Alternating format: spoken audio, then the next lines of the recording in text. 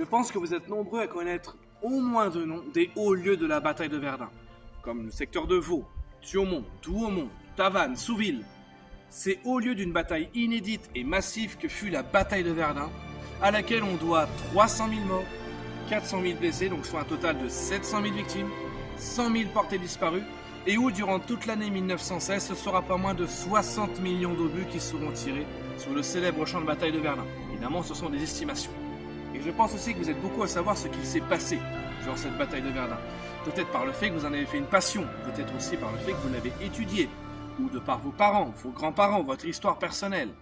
Mais est-ce que vous connaissez l'ouvrage de Froidterre? Derrière ce nom de Froidterre résonne l'un des sauveurs de la ville de Verdun. En effet, le 23 juin 1916, les Allemands avaient tenté une offensive massive et décisive dans le but de briser le front et de prendre enfin la ville de Verdun. Mais l'ouvrage de Froidterre, cet ouvrage intermédiaire, leur barre la route. Le 23 juin 1916, la résistance de l'ouvrage de Froidterre permet de sauver une première fois la ville de Verdun.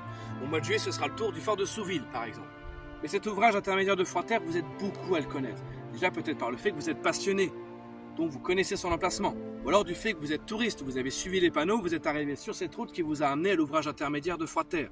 Mais en réalité, peu connaissent sa réelle histoire. La réelle histoire qui se cache derrière le sauveur de la bataille de Verdun. Et donc, pour rendre hommage à cet ouvrage de Froidterre, fin d'année 2023, je publiais un documentaire amateur de 47 minutes sur YouTube. Néanmoins, 47 minutes, c'était déjà quand même assez long, mais pas suffisant pour présenter l'ouvrage de Froidterre de ses origines jusqu'à ce qu'il en reste aujourd'hui.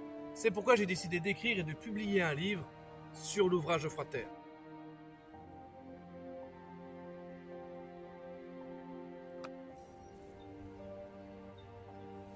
Mais ce livre va bien au-delà de l'histoire de l'ouvrage de Froidterre, car il présente absolument tous les sites encore visibles aujourd'hui, tous les vestiges visibles encore aujourd'hui de la côte de Froidterre, de la célèbre côte de Froidterre.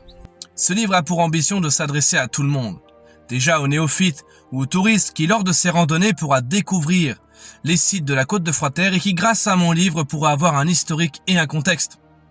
Celui qui s'intéresse à l'aspect humain de la bataille de Verdun, au travers des 5 biographies et des très nombreux témoignages que j'ai utilisés pour ponctuer l'histoire de la côte de Froidterre. Celui qui s'intéresse à l'aspect technique, qui dans mon livre pourra trouver beaucoup de schémas détaillés sur les cuirassements de l'ouvrage de Froidterre, tous les plans des constructions.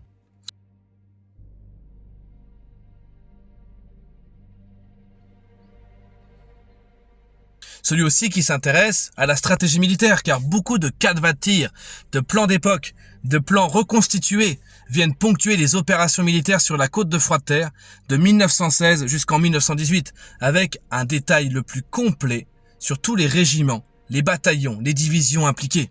Dans ce livre, vous trouverez également beaucoup d'images d'archives qui viennent ajouter une illustration pour se rendre compte de l'état des sites aujourd'hui et ce à quoi ils ressemblaient au moment de la bataille de Verdun.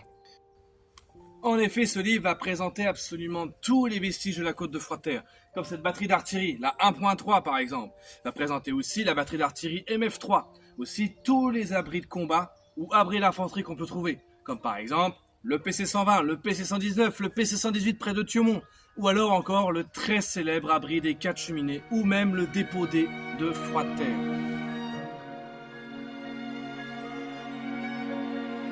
Si ce livre vous intéresse et que vous voulez vous le procurer, je vous invite à cliquer sur le lien que j'ai joint dans la description de cette vidéo.